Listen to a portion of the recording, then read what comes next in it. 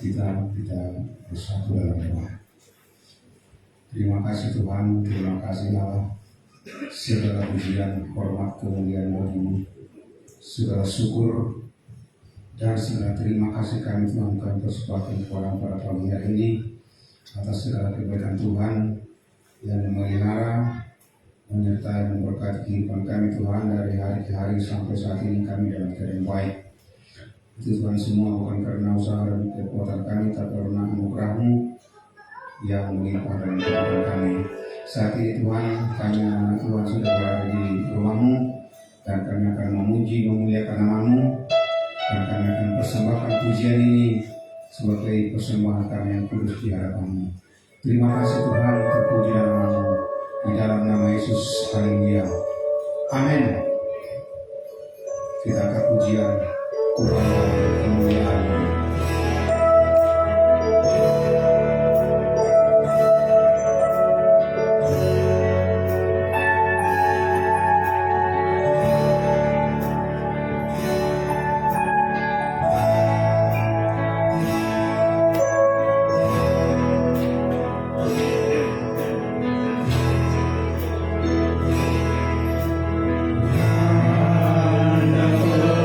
Yeah.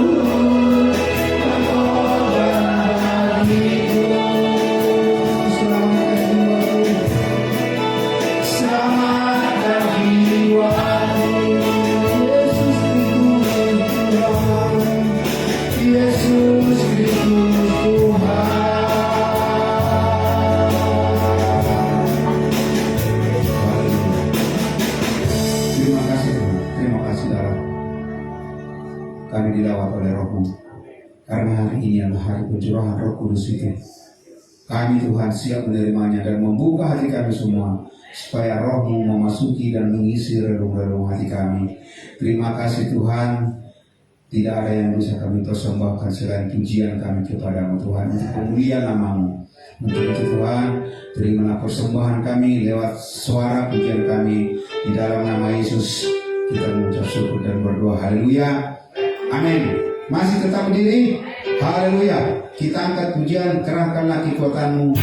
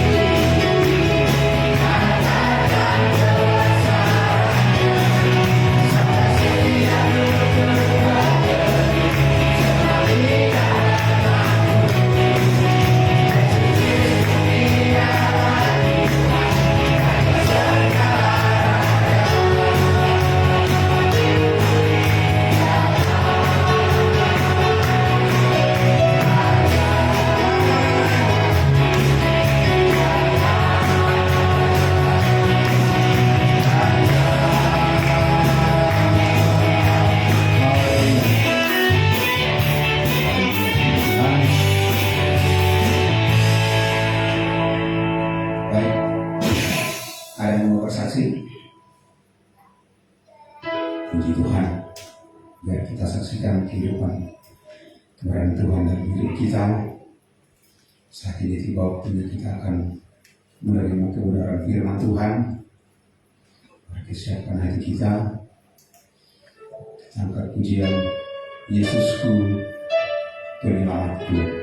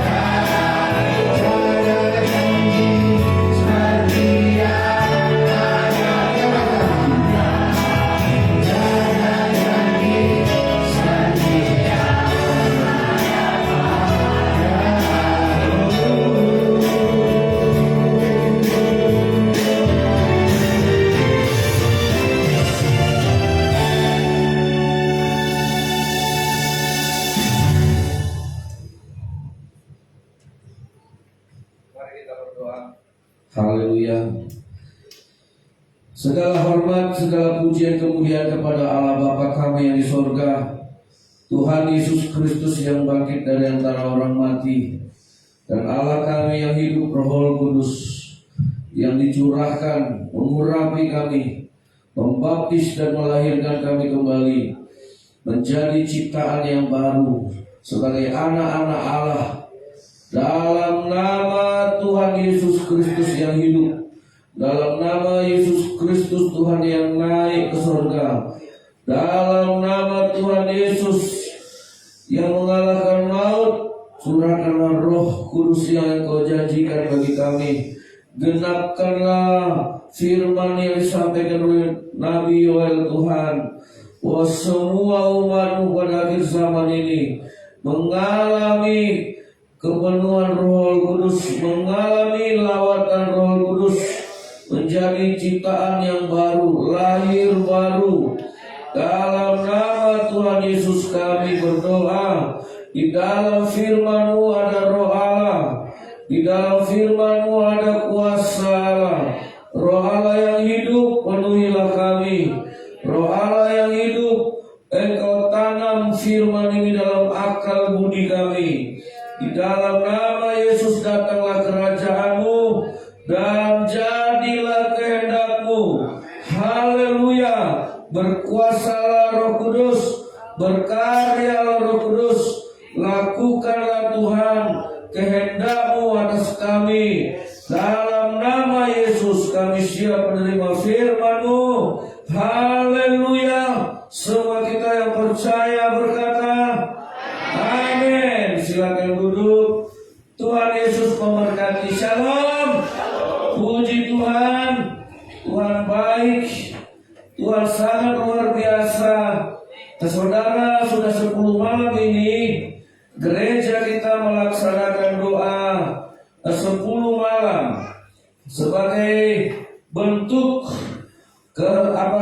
respon kita, tanggapan kita atas firman Tuhan.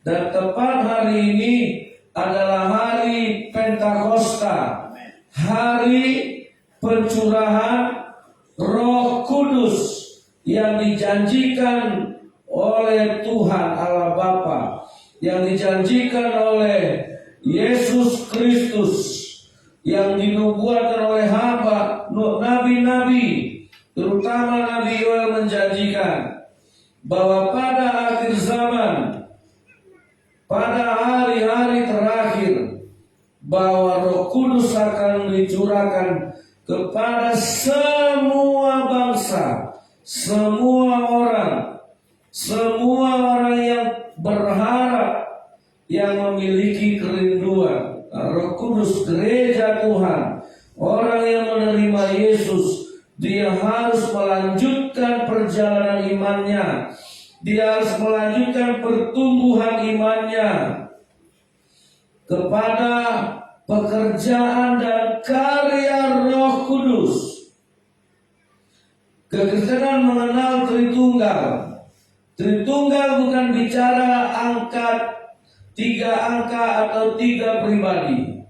Tritunggal bicara tentang keberadaan, kehadiran Tuhan dalam hidup kita.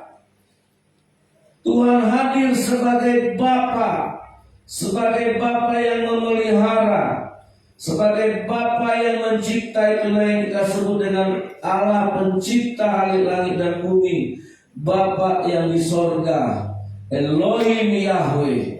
Segala yang ada di langit dan yang ada di bumi kepunyaan Dia. Yang kedua, kita mengenal keberadaan Allah sebagai anak, sebagai tebusan, sebagai anak yang dikorbankan untuk berjuang, membela, melepaskan kita dari dosa, dari kelemahan, dari kesengsaraan, dari kutuk dosa.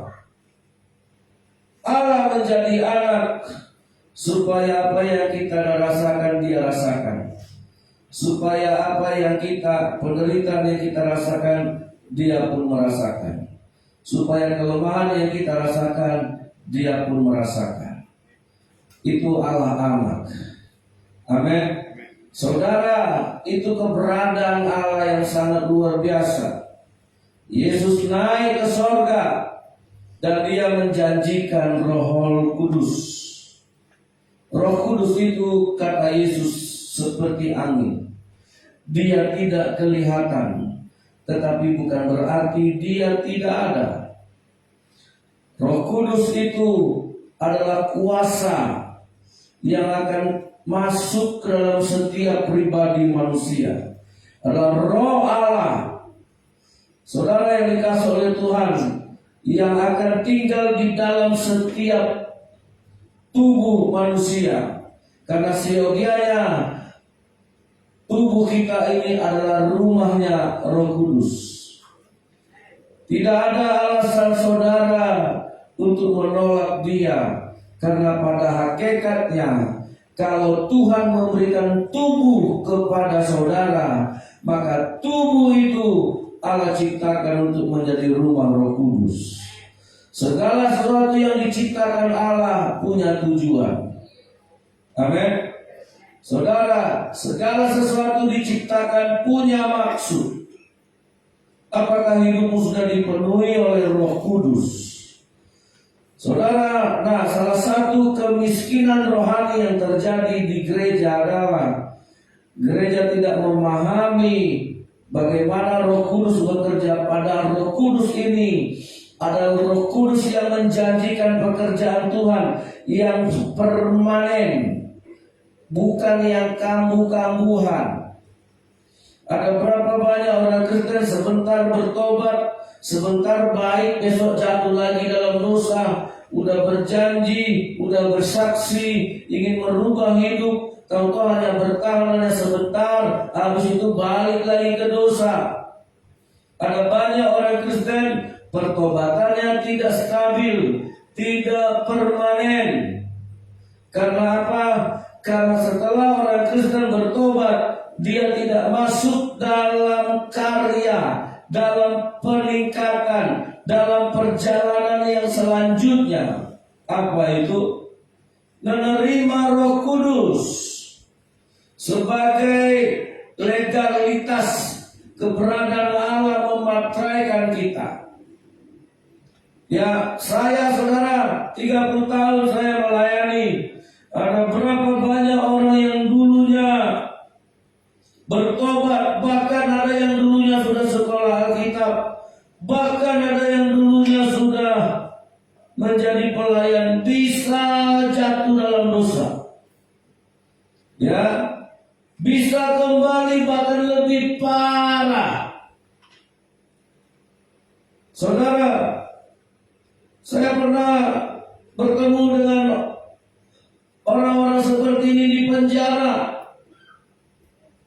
Dia seorang sarjana teologi, ada yang sudah menjadi pendeta muda, ada yang mau diwisuda, ya, sekolah pendeta di Nomensen, sudah mau diwisuda, masuk penjara. Saudara yang dikasih oleh Tuhan, ada banyak pertobatan orang tidak permanen. Dengan alasan apa? Pencobaannya lebih besar, godaan, kelemahan kita. Disinilah saudara tahu sebenarnya peranan Roh Kudus. Amin. Peranan Roh Kudus tidak kambuh-kambuhan, tidak mut-mutan, tidak karena kondisi, tidak karena keadaan. Saudara, banyak orang gereja ini lompat ke gereja ini, dari gereja ini lompat ke sini, dari sini lompat ke sini. Alasannya apa? Oh, pendetanya begini, oh jemaatnya begini. Saya bilang betul. Kalau saudara mencari kesalahan saya bilang yes, ada. Dan kesalahan itu akan saudara temui di semua gereja, di semua orang.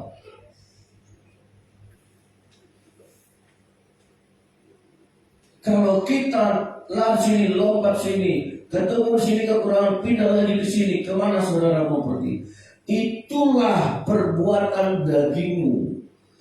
Kalau dia karya Roh Kudus, dia akan bertahan tertanam. Sekalipun di padang gurun, dia akan tetap akan tumbuh.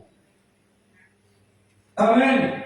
Sekalipun sukar airnya, pada harinya panas terik, pohon zaitun akan tetap pohon zaitun yang akan tumbuh, tidak perlu dia pindah-pindah.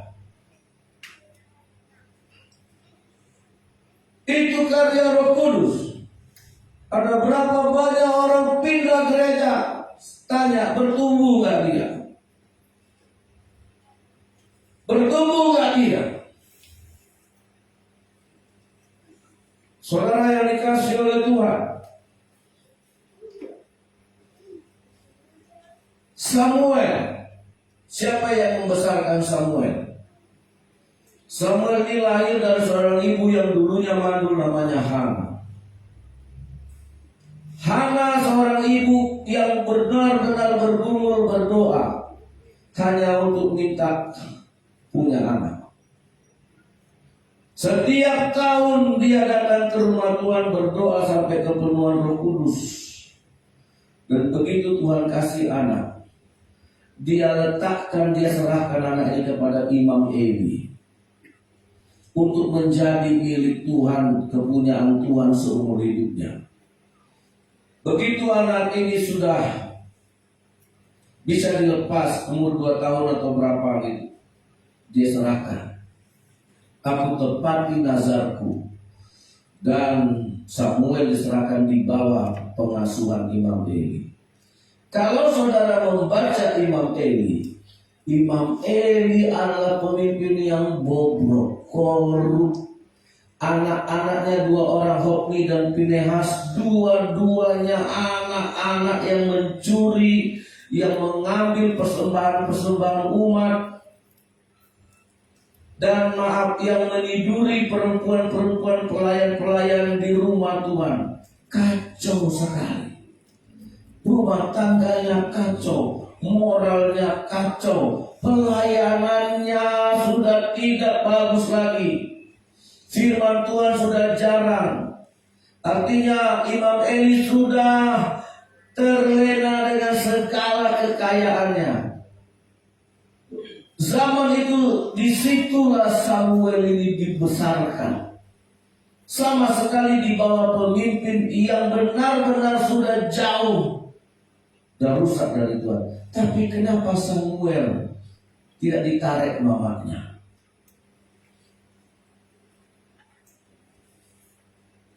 Takut nanti anakku seperti anaknya Eli. Pendetanya saja begitu, anaknya lebih parah. Itu sampai kena hukum kan sama Tuhan. Eli itu patah lehernya, dan anak-anaknya memang mati terbunuh di dalam peperangan itu karena dosanya. Saudara, ketika saya membaca Samuel, banyak orang gak bisa bertahan di satu gereja. Ya, kenapa saudara? Karena dia masih pakai dagingnya. Dia masih pakai daging. Begitu juga sebaliknya. Kalau saya melayani Tuhan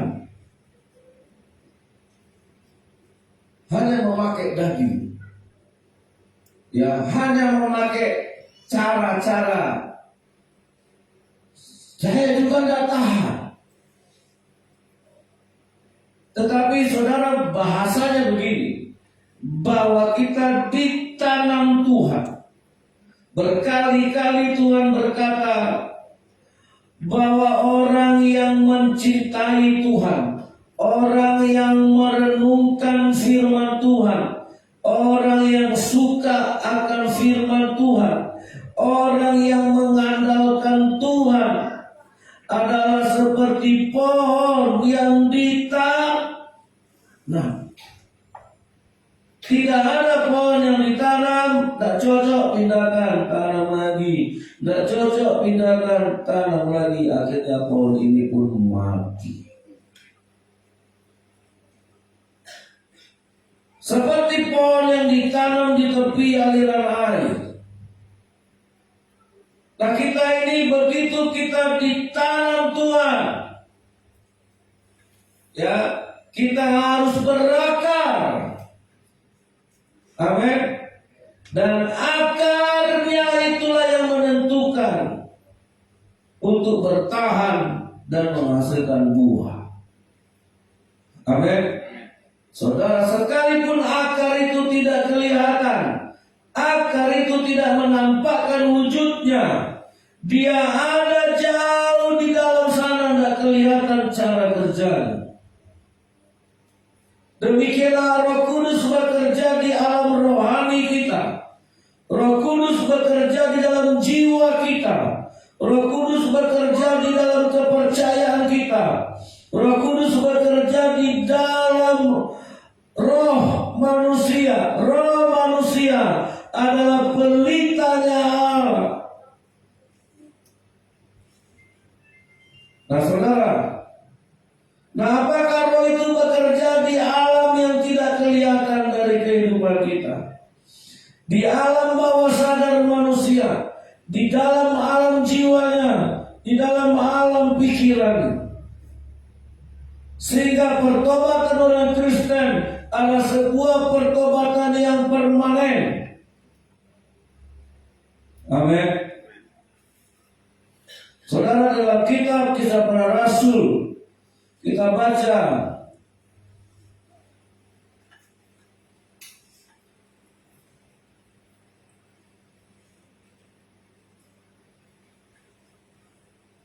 ayat 1, saya baca Rasul pasal 1 ayat 1.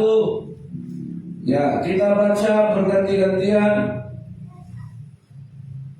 Hai Theophilus, dalam bukuku yang pertama aku menulis tentang segala sesuatu yang dikerjakan dan diajarkan Yesus. 2, 3. Sampai pada hari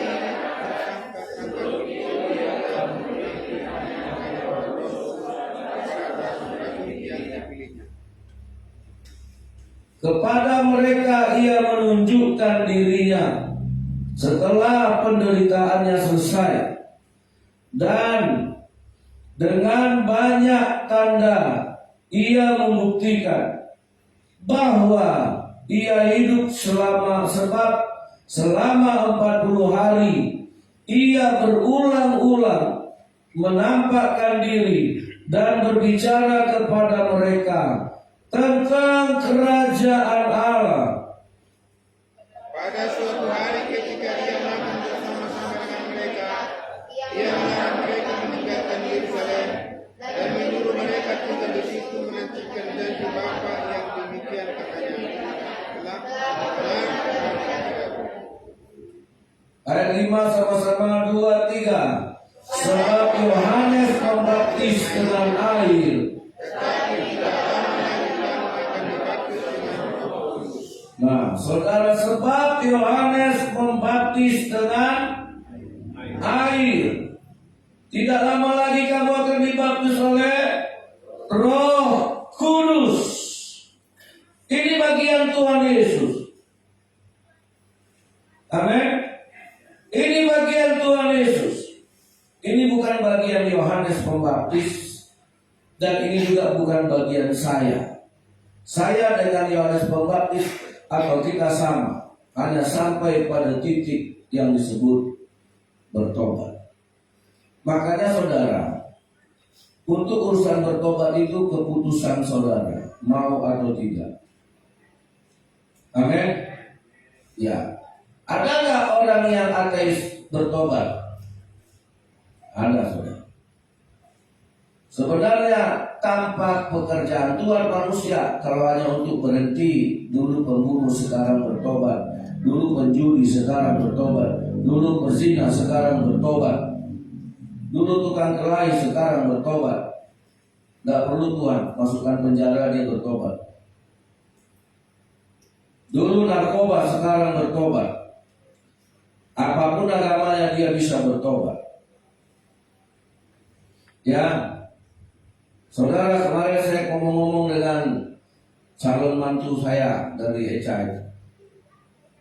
Di orang Hindu, saudara, semakin rohani dia, semakin rajin, semakin dekat dia beribadah, maka dia akan semakin mengurangi makanannya, bukan tambah banyak makan.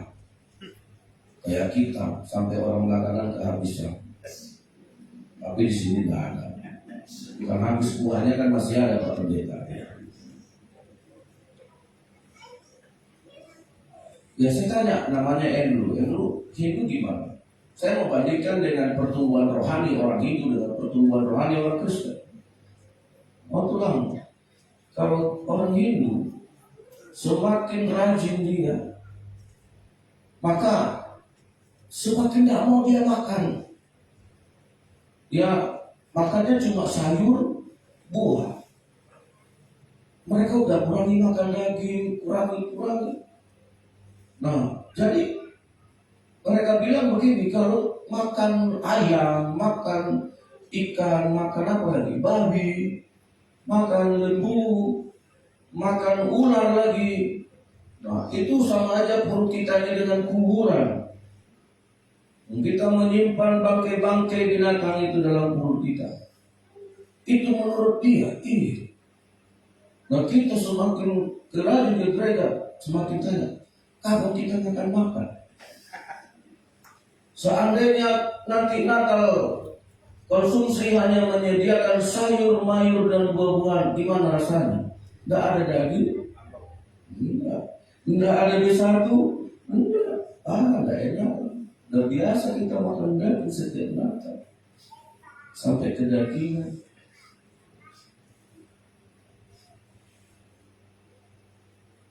Nah, mana yang lebih rohani? Ayo. Kita kalau pas dalam ketemu makanan besar, udah siap dari plastik, tidak dibungkuskan pun tersinggung. Banyak sih saya minta sama panitia nggak dikasih, pilih kasih. Gereja apa lagi? Coba tahun ini kita hanya makan buah sayur, alhamdulillah. Amin. Terus uang yang banyak itu kemana Pak Pendeta? Ya kita kasih sama orang. Kalau gitu nggak usah lagi iurannya banyak-banyak. Beli ayam sekian kilo, beli babi, berdoa itu supaya babi tidak naik setiap Natal. Berdoalah harga ayam tidak naik supaya cukup, supaya cukup dan anak-anak kami Tuhan tahan harga. Iya, supaya banyak kami makan kan gitu. Nah kadang-kadang saya berpikir kalau hanya sampai pertobatan, orang lain pun bisa, orang yang nyembah pohon pun bisa. Tapi saudara yang dikasih oleh itu tandanya apa? Pertobatan itu keputusan kita. Ada yang susah berhenti merokok, susah kali Pak Pendeta, kamu tidak mau. Teman saya Islam, kerja di peternakan, kerjanya tukang racun anjing. Jadi kalau ada anjing-anjing yang mati di bak sampah itu kerjaan dia. Kalau saya minta, dia berhenti merokok. Besok aku tidak mau lagi merokok. Berhenti, ya berhenti. Gak kayak kita berdoa, Tuhan, aku mau berhenti ya Tuhan, tapi sahutik demi sahutik lah Tuhan. Kalau sekarang 1 bungkus, besok setengah bungkus. Pelan-pelan. Jadi gak dia bertobat? Jadi gak? Mana jadi? Nah kenapa ada yang muslim tidak perlu minta Tuhan Yesus, Tuhan hilangkan seleraku, Tuhan matikan seleraku. Itu keputusanmu. Tuhan tidak ngurusin rokok. Bertobatlah sebelum kanker paru-paru dan jantung. Makanya dibilang Yohanes, aku hanya membaptis dengan air, tetapi Yesus yang lebih berkuasa daripadaku, sehingga membuka tali kasut kakinya pun aku tidak pantas. Dialah yang akan membaptis kamu dengan Roh Kudus. Itu kata Yohanes. Dia tahu peranan Yesus supaya pertobatan ini menjadi permanen. Tidak hanya akal-akalan kita, tidak hanya perasaan kita, tapi benar-benar pertobatan yang membawa kita kepada kuasa, kepada pekerjaan Roh Kudus, kepada karya-karya Roh Kudus, karena kita dipersiapkan untuk masuk dalam kerajaan sorga. Amin. Saudara, nah kita harus memiliki pengenalan. Inilah zaman dari karya Roh Kudus. Waktu saya mendengar kesaksian Joni Pardede, kita kebaktian KKR Stephen Tong. Karena dari Joni Pardede yang siapa namanya, Joni atau siapa? Saya lupa. Yang dia bertobat, saya tunggu-tunggu. Dia bisa bertobat, dia bisa berubah hidupnya dari jahat jadi baik, jadi narkoba, jadi pemain perempuan jadi baik. Tidak satu pun dia bilang karena pekerjaan Roh Kudus. Banyak orang tidak kenal bahwa ketika dia insaf dan dia lanjutkan imannya terus, Roh Kudus itu menginsafkan. Amin. Ya, Yohanes pasal yang ke-16 ayat yang ke-8.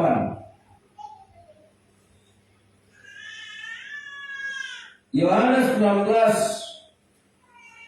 ayat yang ke-8. Dan kalau ia datang, siapa yang datang ini? Roh Kudus. Ia akan menginsafkan dunia akan dosa. Dengan dosa kita jadi insaf.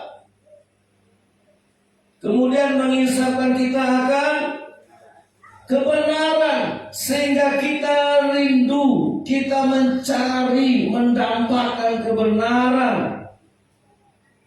Bukan alergi dengan kebenaran, bukan menjauhi kebenaran, bukan menukar kebenaran dengan kesalahan. Ya, kalau orang Kristen insaf, pertama insaf dari dosa.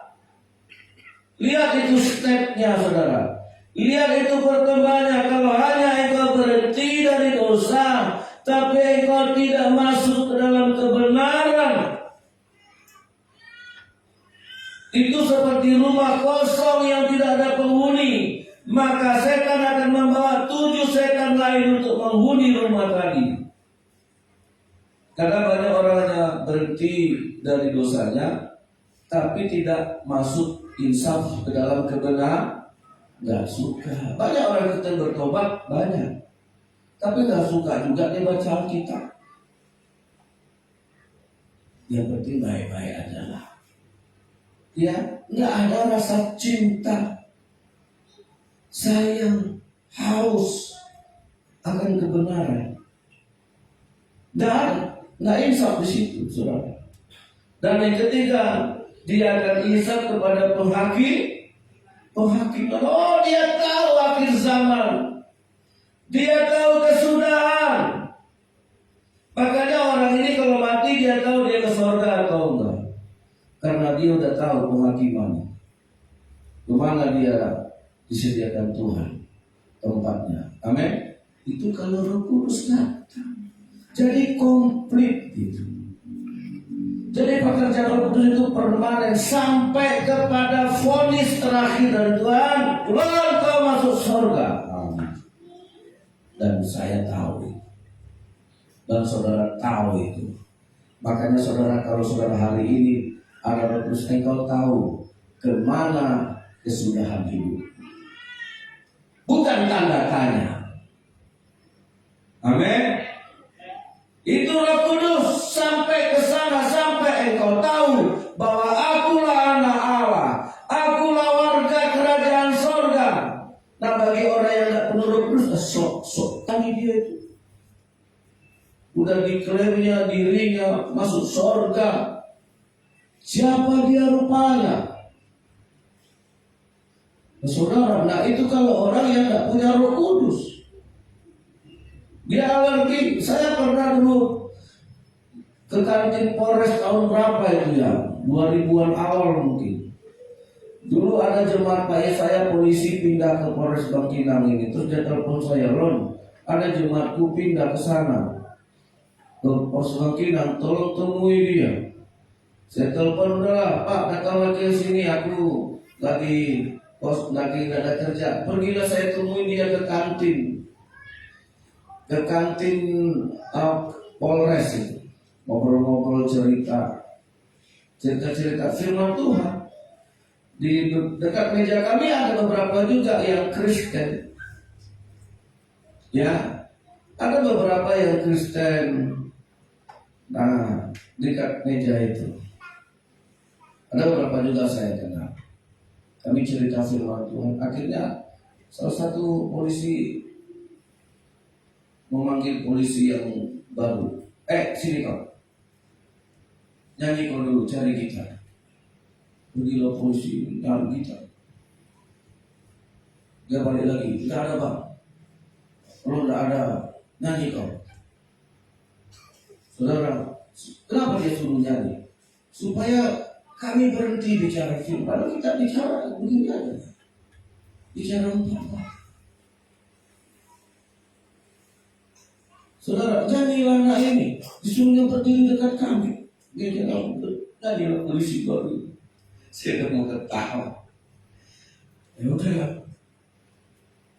Saudara, saya lihat polisi yang nyuruh hari ini berantakan. Saya nggak perlu bilang. Gak tahu dia masih di sini. Kok gini kali? Saya cerita firman Tuhan, kok dia enggak? Saya pernah duduk itu waktu pesta kita di Sopo, di BP dulu. Jadi bagikan makanan ya, bagikan makanan. Terus yang di sebelah saya bilang, di sana ada Naso Margota, tuang pendeta. Ya kan? Ya, yang di sebelah saya. Kenapa darah gak dimakan? Keras pula itu, aku dengar memang. Ya tanya aja Pak Pendeta, kenapa kau gak makan darah kan ini? Kenapa darah gak dimakan? Mau menanya. Banyak orang belum insaf.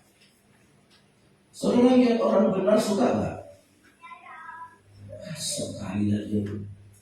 Masih gitu nggak penilaian kita? Jangan-jangan kita belum insaf di sini.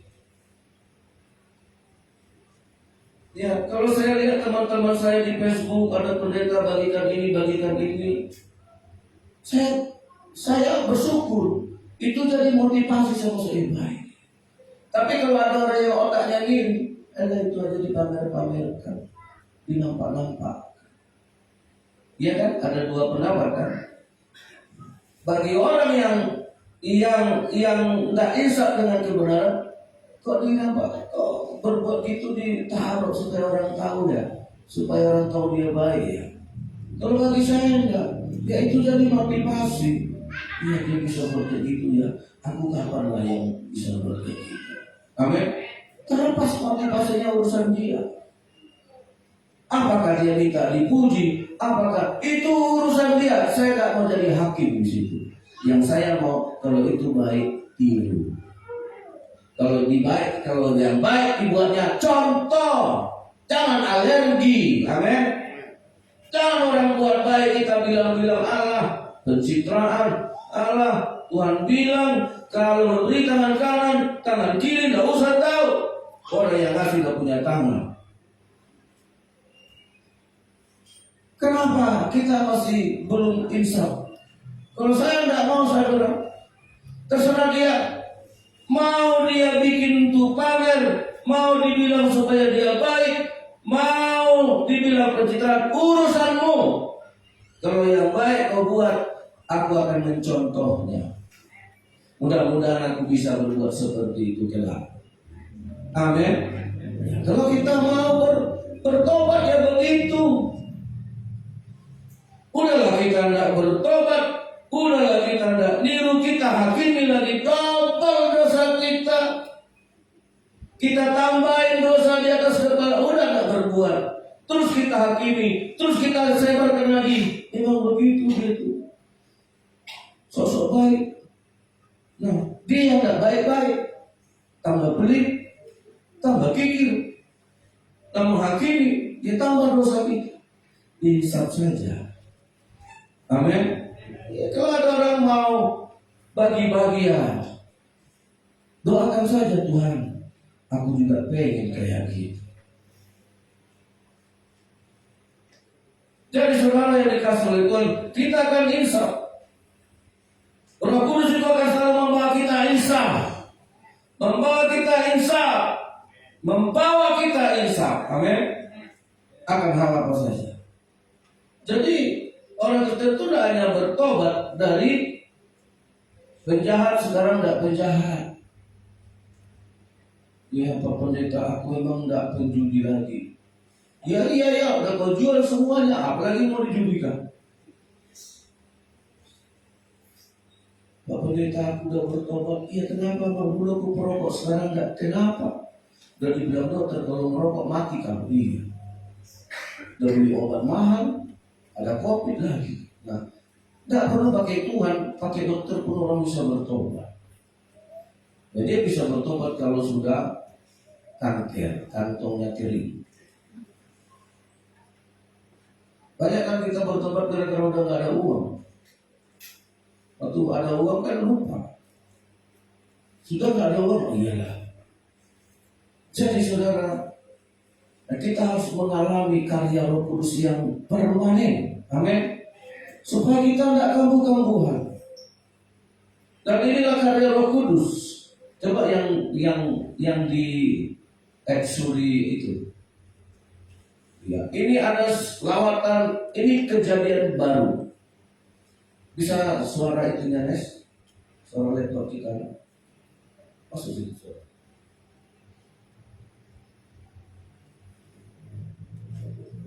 Ini kejadiannya bulan 2 yang lalu di Exuri College, Universitas.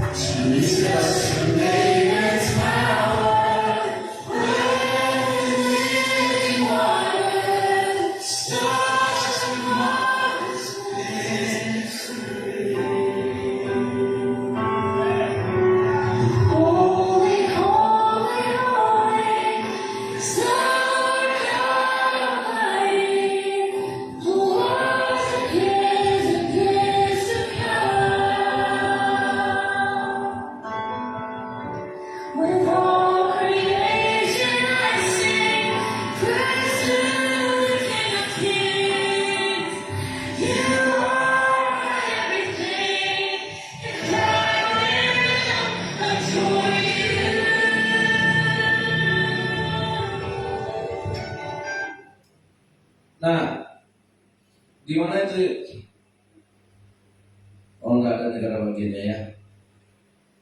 Ini bulan 2 yang lalu, Januari, itu syutingannya. Saudara tahu itu kejadiannya di sebuah chapel. Jadi universitas itu punya ruangan kelas untuk bikin kebaktian.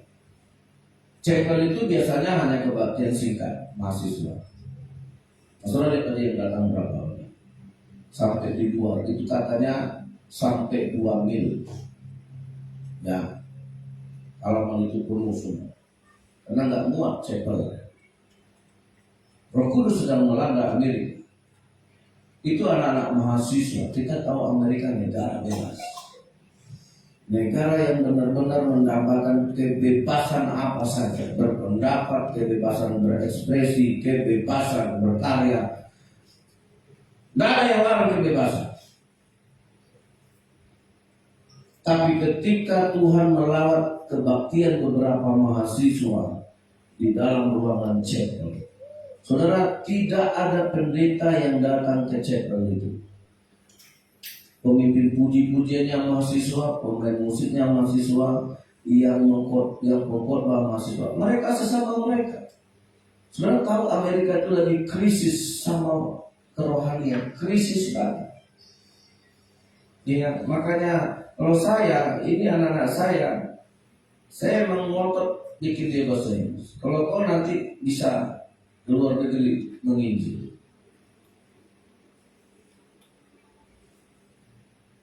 Nah, ketika beberapa mahasiswa ini itu tanpa pendeta loh.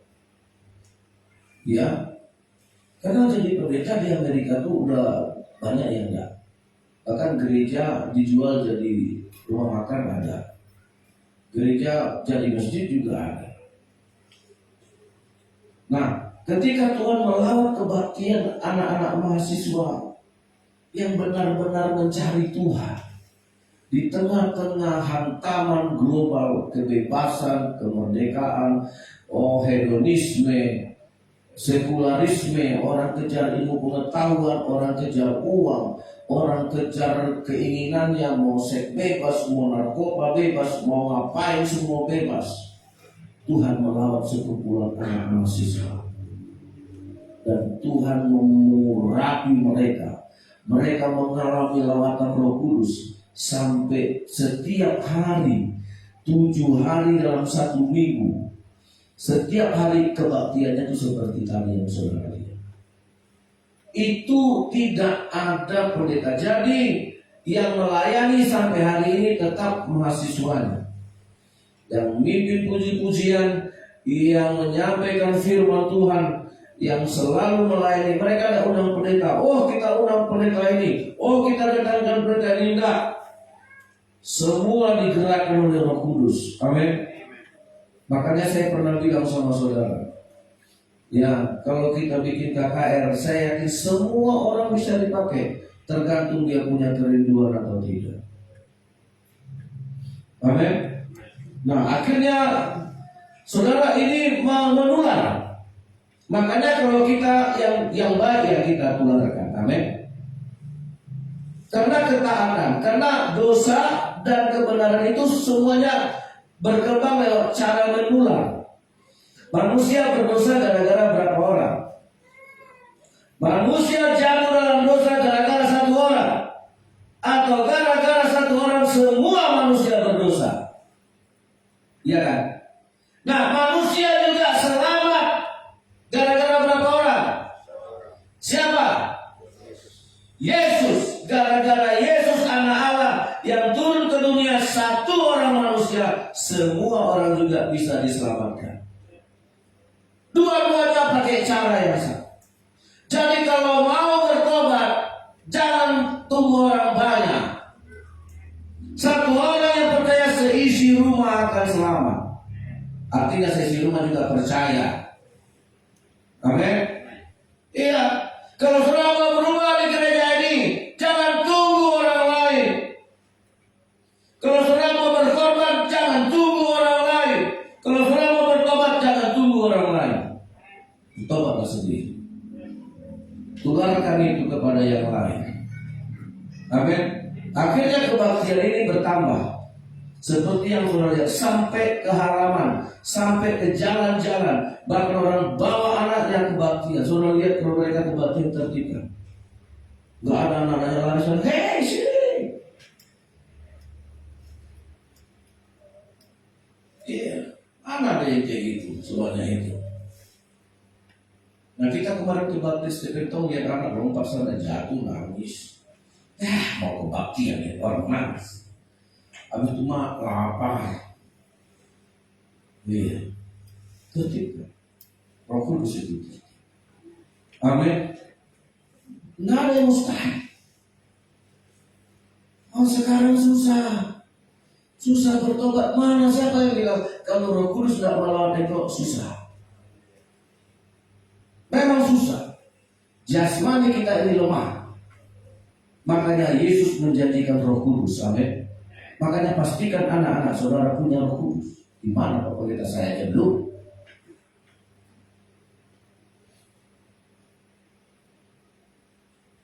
Makanya bapak-bapak di rumah harus jadi imam. Ini yang laki-laki kalian pasti mau jadi bapak-bapak. Amin enggak? Amin enggak? Nah, kalau mau jadi bapak bukan hanya cari uang. Dia harus jadi imam. Apa kerjanya imam? Membawa keluarganya kepada Tuhan. Itu baru satu. Yang kedua, membawa Tuhan kepada keluarganya. Amin. Nah itu pekerjaan suami, pekerjaan laki-laki. Dia bawa keluarganya kepada Tuhan. Lewat apa? Lewat ketaatannya. Ada yang kita lihat bapak di rumah. Itu udah berdoa kau, terus bapaknya udah berdoa. Udah bapak pendeta, udah kulaksanakan, udah bawa sama Tuhan, tidak ada yang mau. Kenapa tidak ada yang mau? Karena aku juga tidak mau. Terus yang kedua, bawa Tuhan ke keluarga. Amin bapak-bapak. Nah diam semua. Amin. Jangan setan yang kita bawa ke rumah.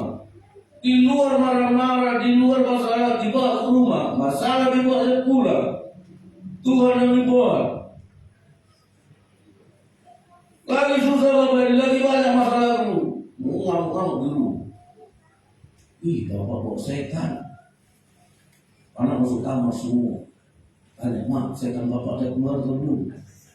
Kalau bawa akar dari kamar itu. Bapak-bapak, itu membawa Tuhan ke dalam rumah tangga.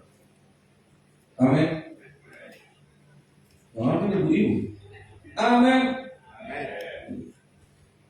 Tapi, nah karena laki-laki bakal jadi bapak.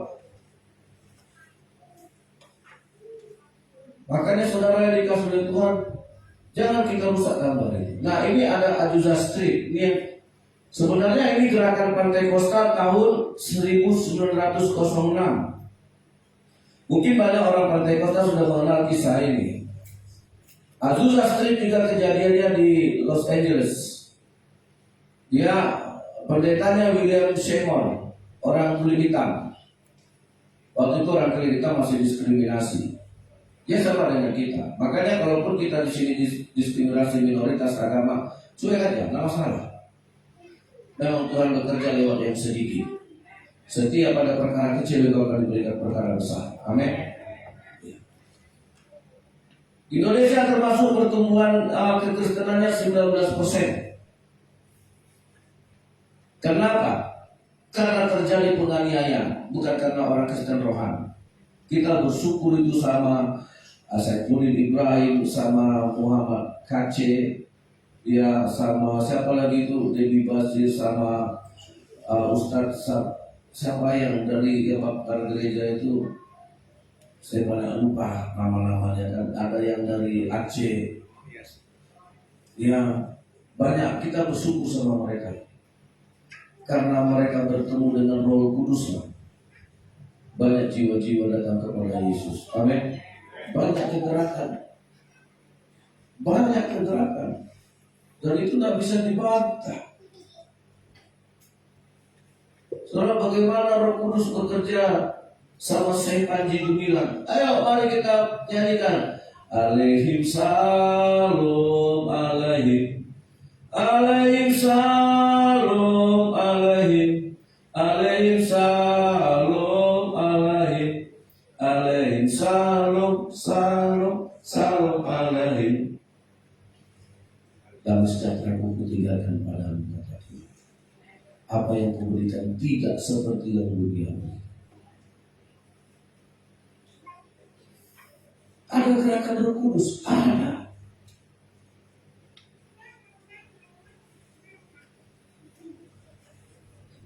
Kemudian tahun 19 selesai ini, nah dari sinilah gerakan Partai Kota 1906 dari sebuah kebaktian kecil yang dipimpin oleh pendeta William Seymour. Kebaktian kecil.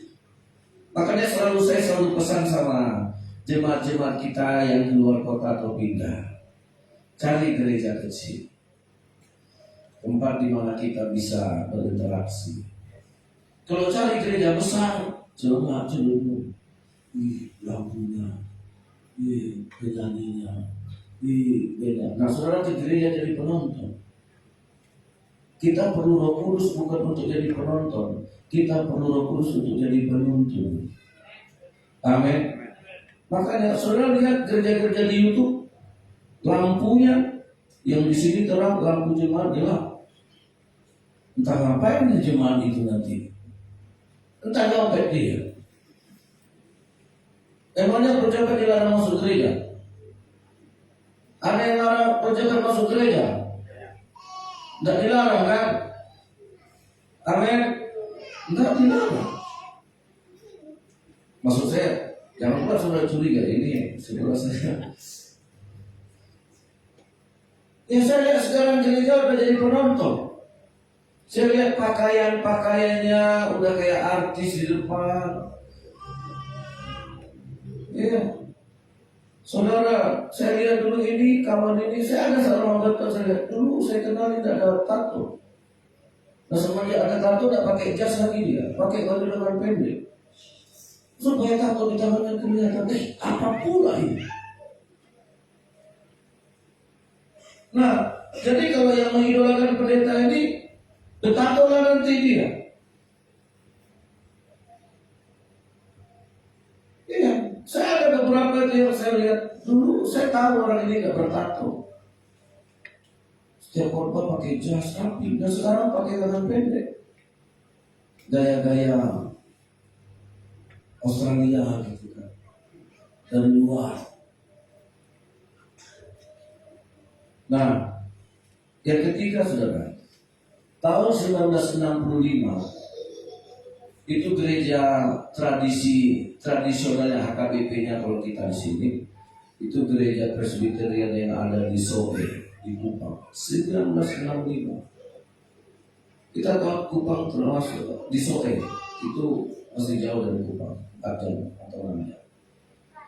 Ya ini kan termasuk daerah-daerah miskin, daerah-daerah susah, tidak kaya, sangat miskin. Satu hari mereka kebaktian, bikin kebaktian doa. Tiba-tiba datang Roh Kudus melawat kata angin. Nah saudara, nah penduduk di sekitar gereja melihat gereja itu terbakar. Ya, ada api di gereja itu. Dan mereka bilang gereja itu terbakar. Mereka bawa air, mereka bawa ember untuk menyiram gereja ini sampai ke dekat gereja. Tak ada api. Mereka lihat tadi api membakar gereja. Nah, orang lagi kebaktian di dalam. Itulah kebangunan Indonesia juga pernah mengalami. Amin. Saudara, nah satu hari mereka perjamuan kudus. Mereka perjamuan kudus sudah tahu pakai air putih.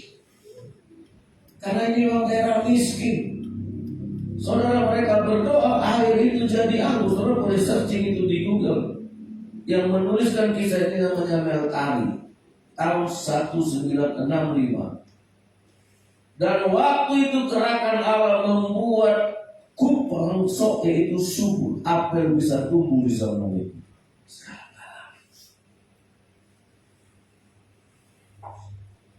Ketika gereja masuk tuh, ketika mereka gereja berganti generasi, kadang-kadang kelemahan gereja begitu, berganti generasi hilang, sekarang tidak ada. Azusa Street juga tinggal sejarah. Jadi saudara, inilah kegerakan Allah. Amin. Indonesia pernah mengalami, tidak pernah tumbuh apel, di Soe pernah tumbuh. Air mereka minum perjamuan kudus berubah jadi anggur. Itu terjadi. Gerakan Roh Kudus. Roh Kudus masih ada. Amin. Dan dia hadir di sini. Mari kita nyanyikan dulu. Roh Kudus, Kau hadir di sini. Di F coba.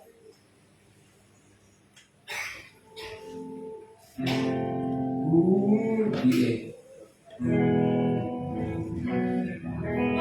Roh Kudus, Kau hadir di sini. Roh Kudus, Ku mengasihi.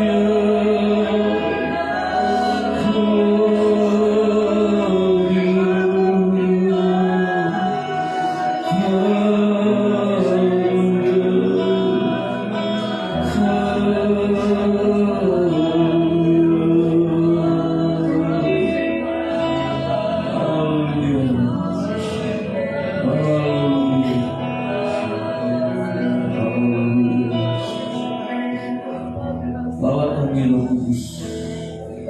Saya mau ingatkan bapak-bapak, kalau jadi bapak tidak mudah. Bapak harus bisa bawa keluarganya sama Tuhan, dan dia harus bisa bawa Tuhan ke keluarga. Saudara ambil tanggung jawab itu, supaya seisi rumah menjadi selamat. Itu yang Tuhan taruh di hati saya. Bapak-bapak, engkau dapat anugerah lebih dari Tuhan. Kau dapat otoritas lebih dari Tuhan. Kau jadi imam. Engkau tidak hanya membawa uang ke rumah, tapi engkau mampu membawa Tuhan ke rumah. Dan engkau juga punya kemampuan untuk membawa anak-anakmu keluargamu kepada Tuhan. Kalau tidak, binasa. Bertobatlah. Ambil. Itulah seorang bapa. Haleluya. Pulihkan kami Tuhan. Pulihkan kami, supaya pertobatan kami permanen. Tidak menjadi orang Kristen yang kambuh-kambuhan. Tidak orang Kristen yang hanya pindah-pindah melihat kesalahan. Tapi jadikan kami orang-orang yang seperti pohon yang tertanam, yang berakar, yang berbuah, dan tidak layu daunnya. Apa saja yang dibuatnya berhasil. Itulah karya Roh Kudus yang menetapkan. Terima kasih Tuhan, Engkau tidak kompromi dengan keinginan daging kami. Engkau tidak kompromi dengan perasaan kami. Memang Roh Kudus, setiap hati kami, setiap pikiran kami tertuju kepada karya Roh Kudus di hati kami, untuk memperlengkapi hidup kami, untuk mempersiapkan kami menjadi ciptaan yang baru, hidup yang dilahirkan kembali dari Roh Kudus, dengan hidup yang baru, dengan hati yang baru, dengan pikiran yang baru, di dalam nama Yesus. Yang lama sudah berlalu, yang baru sesungguhnya sudah datang. Datanglah Roh Kudus, urapilah kami, tinggallah di dalam kami, karena kamilah rumahmu, kamilah bait kediamanmu. Roh Kudus, inilah rumahmu, datanglah. Haleluya. Tuhan Yesus memberkati. Amin.